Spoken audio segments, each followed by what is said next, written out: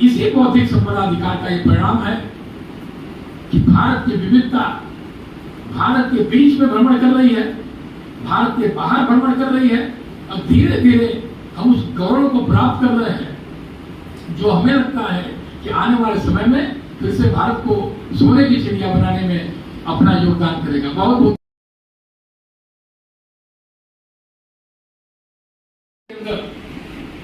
बनारस में जो वीविंग होती है या नॉर्थ ईस्ट के कुछ इलाकों में जो वीविंग होती है, जो बुनकर हैं, जो शिल्पी हैं, जो काम करने वाले लोग हैं, वो कहीं नहीं होती है।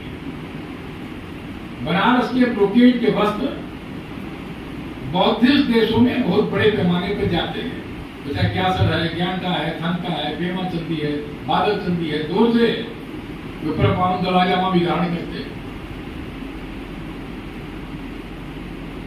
बनारस में बनता है और दुनिया के तमाम बौद्धिस्ट देशों में जाता है। हाथ से चाहिए तो उनको भारत चाहिए, भारत चाहिए तो बनारस चाहिए। अब चाइना ने उसकी मशीन से नकल करना शुरू किया, चाइना ने बनारस के अंदर में ढेर सारी मशीनों को भेजना शुरू किया। जैसे दूसरा बताते आपको कि आप सारे लोग जरी दर्दोजी जानते हैं, हैंड एम्ब्रॉयडरी जानते हैं। आपको जान के आश्चर्य होगा कि बनारस से रोम के पोप का ड्रेस बन के जाता है। रोम के पोप का ड्रेस दुनिया के सारे राष्ट्राध्यक्षों के बैज, एम्बलम, और पूरी दुनिया में इस्कान मंदिरों में भगवान कृष्ण के मुकुट बनारस से बन के जाते हैं। बुद्ध विलक्षण चाह रहे हैं, बुद्ध के लिए भी काम कर रहा है, ईसाई मुस्लिमों के लिए उनके लिए भी काम कर रहा है, रोम के पोप का ड्रेस बना रहा है। भारत की अपनी परंपरा श्वेतांबरी, नीलांबरी, पीतांबरी उन वस्त्रों को बना रहा है, आज भी बना रहा है। क्योंकि तमाम हमारी व्यवस्थाओं में, सनातन में, पूजा के समय में कई बार ऐसा होता है कि हम सिलाए हुए वस्त्र को नहीं धारण करते, बिना सिले वस्त्र को धारण करते, जैसे धोती धारण करते हैं, सिला हुआ नहीं होना चाहिए। अंगवस्त्र धारण करते सिला हुआ नहीं होना चाहिए। वो आज भी उस परंपरा का निर्माण और अब उसी का अनुसरण पूरी दुनिया कर रही है। तो ये जो परंपरा है उसको उसमें घुसने का और उसको धीरे धीरे अतिक्रमण करके अपना स्थापित करने का ये प्रयास चाइना ने किया। कारपेट के सेक्टर में बेल्जियम ने किया। जो भदोई कारपेट की बात आप अभी उल्लेख कर रहे थे, वो भदोई कारपेट सिर्फ भदोई नहीं है, 9 जनपद उसमें शामिल है, जिसमें प्रयागराज भी है, शंकरगढ़ भी है, मिर्जापुर सोनभद्र तो रहा ही है, जहां पे भदोई की कालीन बनती रही और पूरी दुनिया में भदोई कालीन के नाम से जानती है। मिर्जापुर भदोई की कालीन, मिर्जापुर की दरी, लेकिन बनने का काम ये 9 जनपद में होता है। तो हमारे जैसे लोगों को थोड़ी सी चिंता हुई कि चाइनीज मशीन आ गई, चाइना की चीजें आ गई। अब हमारा तो लक्ष्मी गणेश की मूर्ति भी चाइना से आकर के बिकती है। झालर बिजली की बात छोड़ दीजिए। ये जो आर्थिक रूप से अतिक्रमण शुरू हुआ, लूट शुरू हुई कि बड़े पैमाने पे भारत के उन बाजारों के अंदर में घुसना है, जो एक तरह से महात्मा गांधी ने उस समय कहा था कि स्वदेशी की बात। लेकिन चाणक्य ने 2500 वर्ष पहले स्वदेशी की बात कहा था। स्वदेशी शब्द का प्रयोग थोड़े किए थे।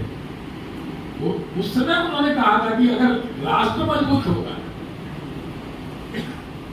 राष्ट्र सर्वोपरि है, ये उनका कहा हुआ है, ये वर्तमान समय के किसी नेता का कहा हुआ नहीं है, ध्यान रखिएगा।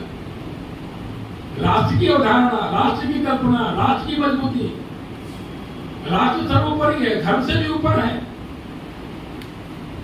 ये पाठ 2500 वर्ष पहले भी पढ़ाया गया था, जिसको हमारे ऋषि, मुनि, ज्ञानी, विद्वान, आचार्यों ने पढ़ाया था। और उस पर धीरे धीरे अतिक्रमण की बात जब शुरू हुई, हमें याद अच्छी तरह से कि आदरणीय वाजपेयी साहब देश के प्रधानमंत्री, वो चूंकि बहुत सरल थे, सहज थे, उनसे मिलना बहुत आसान था। तो जब चाइना का अतिक्रमण बढ़ना शुरू हुआ तो यूनाइटेड नेशन की एक मीटिंग में हम ये दिल्ली में थे, तो उन्होंने कहा बचेगा कैसे। उन्होंने कहा कि trade related intellectual property right पे भारत ने दस्तखत किया है, ट्रिप्स एग्रीमेंट, तो भारत उसमें शामिल हो गया, दुनिया का बाजार खुल गया, जिसको 3 शब्द उस समय कहे गए, ग्लोबलाइजेशन, लिबरलाइजेशन, ओपन इकोनॉमी। बाजार खुल गया, किसी भी देश का सामान किसी भी देश में जाकर के बिकेगा, आप उसको रोक नहीं सकते। ये पूरी साजिश के तहत ये हुआ, जिसको लोगों ने कहा था बड़ा आर्थिक उदारीकरण का दौर। आपकी तैयारी नहीं थी, भारत की तैयारी नहीं थी, और आपने एग्रीमेंट पर साइन कर दिया, और उसी का नतीजा था कि चाइना बड़े पैमाने पे अपने उत्पादों को यहाँ पे डंप करना शुरू कर दिया, रखना शुरू कर दिया, बेचना शुरू कर दिया, और अब कानूनी रूप से उसको रोक नहीं सकते। बात अलग है कि आप कहते हैं गर्व से कि आप सर्वाधिक मोबाइल फोन भारत में बनते हो, हम यहीं के फोन को इस्तेमाल करते हैं। दुनिया की सारी बड़ी कंपनी भी आकर के मैं यहाँ पे असेंबली की बात कर रहा हूँ और काम करा रहा है। ये आर्थिक रूप से आपके बीच में पैठ लगा करके आपके ह्यूमन स्किल को, मानव श्रम को, मानव कौशल को, शिल्पी को, बुनकर को, किसान को, जैसे कृषि के क्षेत्र में बड़े पैमाने पर सेध लगाई गई हाइब्रिड सीड को ला करके, और वो भी हाइब्रिड सीड भारत के नहीं, मोनसेंटो आ गया, बीटी कॉटन आ गया, तो गुजरात का पूरा काम खत्म, कॉटन का चलो। टमाटर के बीज का पैकेट आ गया, बाजार में किसान को लेना पड़ रहा है, वो कितना कुछ 2500 रुपए का है। जर्मिनेशन की गारंटी नहीं है, वो भारत का बना हुआ नहीं है। दुर्भाग्य से थोड़ी बहुत गलतियां हमारे यहाँ के वैज्ञानिकों ने भी किया, हमें कहने में कोई संकोच नहीं होता है कि हम ग्रीन रिवॉल्यूशन के नाम पे सिर्फ यूरिया पे आश्रित हो गए, और वही वैज्ञानिक जिनको ढेर सारे बड़े बड़े सम्मान मिले, एक 20-30 साल के बाद में वही कहना शुरू कर दिए ऑर्गेनिक फार्मिंग होनी चाहिए, नेचुरल फार्मिंग होनी चाहिए, प्राकृतिक खेती की बात करने लगे, जिसको हमारे जैसे लोगों ने 92-93 में शुरू कर दिया था अपने फील्ड में किसानों के बीच में। मैं मूलतः कृषि का विद्यार्थी था, इसलिए हमें लगा था कि सस्टेनेबल डेवलपमेंट की अगर बात करते हैं तो कृषि के में आर्थिक स्वावलंबन से बड़ा कोई रास्ता नहीं हो सकता है। तो उसमें हमने, और उसमें ट्रिप्स एग्रीमेंट आया, लेकिन देश में कानून नहीं था। हम एकदम टेक्निकल उसमें आ रहे हैं। ट्रिप्स एग्रीमेंट में जो trade related intellectual property right है, जो बौद्धिक संपदा हम जिसको बोलते हैं, हमारे तो बड़े बड़े आचार्य विद्वान यहाँ पे बैठे हुए हैं, आपने पुस्तकें लिखा है, आपके रिसर्च पेपर है, लेकिन आप उसका कॉपीराइट लेते हैं। आप अगर कॉपीराइट नहीं लेंगे तो आपकी पुस्तक का पूरा अंश कोई दूसरा लेकर के छाप देगा और वो अपने नाम से बेचेगा। तो वो कानून के तहत है, वो बौद्धिक संपदा अधिकार कानून के अंतर्गत में कॉपीराइट है, उसी में पेटेंट भी है। आप आविष्कार करते हैं, आप उसका पेटेंट कराते हैं। ये आप बोलचाल में सब लोग पेटेंट को जान रहे हैं। तीसरा उसमें आ गया बौद्धिक संपदा में ट्रेडमार्क आ गया। वकील साहब बैठे हुए यहाँ पे, इनको ट्रेडमार्क की आवश्यकता की, इनके पास क्लाइंट भी आते हो, आपको एक फैक्ट्री खोलनी है, दुकान खोलना है, शॉप खोलना है, कुछ भी करना है। अमरूद के साथी यहाँ पे हमारे मुन्ना पटेल जी, इनको अपनी कोई फर्म बनाना है अमरूद बेचने के लिए, तो फिर ये ट्रेडमार्क में जाएंगे। अगर नई ट्रेडमार्क में जाएंगे, नई कानूनी पंजीकरण होगा, नई सर्टिफिकेट होगा, नई लीगल आइडेंटिटी होगी, तो इस विज्ञान परिषद जैसा एक दूसरा भवन भी एकदम थोड़ी सी दूरी पे बन जाएगा, और वहां पे बड़ा सा बोर्ड लग जाएगा, प्रयाग विज्ञान परिषद। और बाहर से आने वाला व्यक्ति, अब उसकी चमक दमक थोड़ा और अच्छी रहेगी। और अगर उसने कोई योजना निकाल दिया, कोई स्कीम निकाल दिया, कुछ और निकाल दिया, तो 90% तो वहीं पहुंचेंगे। लेकिन नाम है, इसकी आइडेंटिटी है, इसकी समिति है, इसके सभापति हैं, इसके अध्यक्ष हैं और सब कानून की परिधि में है। आविष्कार आप करे तो पेटेंट करा लिया, दुकान खोले तो ट्रेडमार्क ले लिया, किताब लिखे तो कॉपीराइट ले लिया, design, industrial design, design secret, ढेर सारी चीजें। लेकिन यह सब निजी संपत्ति है। These are all the individual properties। ये आपकी निजी संपत्ति है, ये समाज की संपत्ति नहीं है। समाज की संपत्ति है इलाहाबाद का सुरखा अमरूद, प्रयागराज का मूंज ग्राम, भदोही की कालीन, लखनऊ की चिकनकारी, बनारस की साड़ी, या पोचमपल्ली आंध्र प्रदेश की साड़ी, या कांचीपुरम की साड़ी, या मैसूर सिल्क, या अरुणाचल प्रदेश में तांसा, मोनपा, आपादानी, खाओताई टेक्सटाइल्स, या वांचोगौड क्राफ्ट, या मेघालय में गारो डकमांडा, उनका फैब्रिक है जो ट्राइबल महिलाएं पहनती हैं, या चुबची एक उनकी वाइन होती है जो राइस से बनाते हैं, जिसके सम्मेलन में वहां के मुख्यमंत्री जाकर उसको पी करके सम्मेलन उद्घाटन शुरू करते हैं, उसका कार्यक्रम का के उत्सव शुरू हो रहा है 1 महीने का। या आसाम का कांजी लेबू, या नागपुर का संतरा, ये समुदाय की संपत्ति है। या सिक्किम का राजकार्डिमा जो बड़ी इलायची होती है। अब इसको कौन बचाएगा? विद्यालय क्यों नहीं आ गया है? रिसर्च सेंटर क्यों नहीं आ गया है? ट्रेनिंग सेंटर क्यों नहीं आ गया है? या कानून पहले क्यों नहीं बना? इस समुदाय की संपत्ति को बचाने के लिए कानून क्यों नहीं बना? पेटेंट का कानून तो बहुत पहले से, ट्रेडमार्क का कानून बहुत पहले से, कॉपीराइट का कानून बहुत है।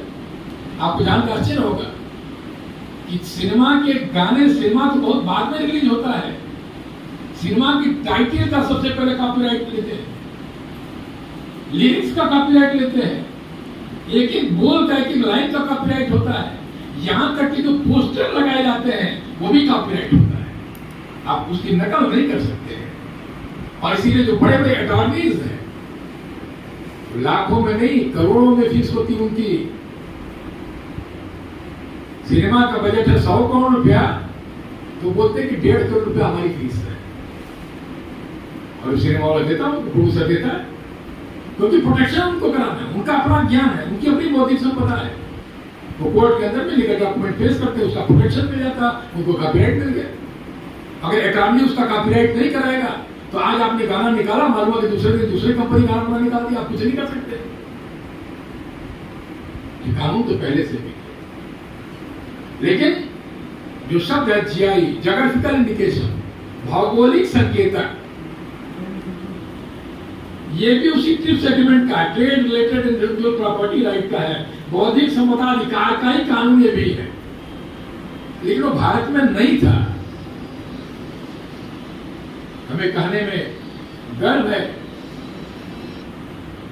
कि उस समय के तत्कालीन प्रधानमंत्री आदरणीय अटल बिहारी वाजपेयी जी के सामने हमने जब इस बात को रखा कि समुदाय की संपत्ति को कौन बचाएगा, तो उनको बहुत स्पष्ट नहीं हुआ। तो हमें ये मालूम था कि हम जो ये तकनीकल शब्द कह रहे हैं उनको बहुत स्पष्ट नहीं होगा, हमको उदाहरण देना पड़ेगा। हमने उनको उदाहरण दिया। हम इसलिए आपसे चर्चा कर रहे हैं कि चीजें कैसे शुरू होती हैं, और शुरू करना पड़ेगा किसी न किसी को। हमने कहा कि आपकी तमाम कविताएं बहुत प्रसिद्ध हैं, तमाम कविताएं लोग गुनगुनाते हैं और बड़े गर्व के साथ कहते हैं कि आपकी कविता है। तो बोले कि वो तो है।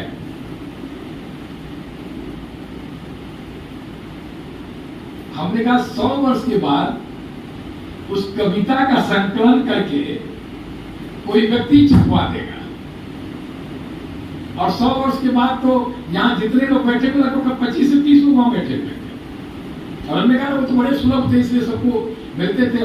हम भी उस उद्देश्य से गए थे, संगठन के ही व्यक्ति हमको लेकर के गए थे, जबकि संगठन से हमारा कोई लेना देना है नहीं दूर दूर तक। लेकिन हमने उनसे कहा था कि उनसे कुछ महत्वपूर्ण चीज राष्ट्र के लिए कहना चाहते हैं। तो इतनी संवेदना थी उनको कि नहीं, वो बोले हम आपके काम चला के हम आपको ले चलेंगे। तो दिल्ली के बाहर जब वो निकलते थे तो बड़े इत्मीनान से लोगों के बीच बैठते थे। तो उन्होंने कहा उस समय आपकी कविता को 100 वर्ष बाद पब्लिश कराएगा, उसमें यहाँ जितने लोग बैठे हो तो कोई नहीं रहेगा। और उस समय जो व्यक्ति है उसने पब्लिश कर रहा है, हो सकता रहे या उसकी कई दूसरी तीसरी पीढ़ी रहे, तो उसमें कौन पूछ रहेगा कि तुम्हारी कविता है कि अटल जी की कविता है? वो कह रहे हैं कि ये तो बड़ा गंभीर विषय है। हम इसीलिए हमने इस गंभीर विषय को छेड़ा कि आपकी कविताओं पर अगर कॉपीराइट नहीं है तो पहले लोगों से कह दीजिए कि आपकी कविताओं का भी कॉपीराइट करा दें, ताकि सैकड़ों साल या हजारों साल की इस विरासत में शामिल हो जाए कि ये आपकी कविता है। और उस समय भी जो लोग पढ़े, तो इतिहास तो नहीं समाप्त होने वाला है। 500 वर्ष पहले से प्रतीक्षा सारे लोग करते थे कि भगवान राम का विशाल मंदिर बनेगा, भगवान राम का मंदिर बनेगा, सारे पूर्वज हमारे चले गए। लेकिन हम लोग भाग्यशाली हैं कि इस पीढ़ी में हम लोग आग से देख रहे हैं कि हाँ भगवान राम का भव्य मंदिर बढ़ रहा है। अब इससे बड़ा भाग्य क्या होगा इस पृथ्वी पर? तो 500 वर्ष से प्रतीक्षा कर रहे थे। जो काम 1947 में बिना किसी दिक्कत के हो गया होता, कोई दिक्कत नहीं थी, कोई विरोध नहीं करता, बहुत आसान था। 47 में कौन विरोध करता? अलग प्रसंग है। तो हमने कहा कि जब आपकी कविताओं को लेकर आप करेंगे गंभीर विषय है, तो लखनऊ की चिकनकारी जहां पर आप बैठे हुए हैं तो बड़ी मशहूर है, बड़ी मशहूर है, हमें इसको कौन बचाएगा? तो कहे कि इसमें खतरा क्या है? हमें खतरा यह है कि यहां पे भी धीरे धीरे चाइना की मशीनें आ रही हैं जो चिकनकारी बना रही हैं। बनारस की साड़ी में भी मशीनें आ रही हैं, पाउडर से भी बन रहे चाइनीज। चाइना का यार्न आ रहा है नकली। हम कहा जहां बैठे वहां तो मलिहाबाद का दशहरी बहुत मशहूर है। लोग कहते हैं कि मलिहाबाद का दशहरी चाहिए, लेकिन गोरखपुर से भी आके दशहरी बिकता तो बोलते मलिहाबाद का, बनारस से दशहरी बिकता बोलते मलिहाबाद का। और हमको यही कहानी बनारसी लंगड़ा के बारे में, कि सहारनपुर से भी आता तभी बोलते थे बनारसी लंगड़ा बिक रहा है। हमको ये जो खतरा है ये राष्ट्र की संपत्ति है, और हमें कहने में कोई संदेह नहीं है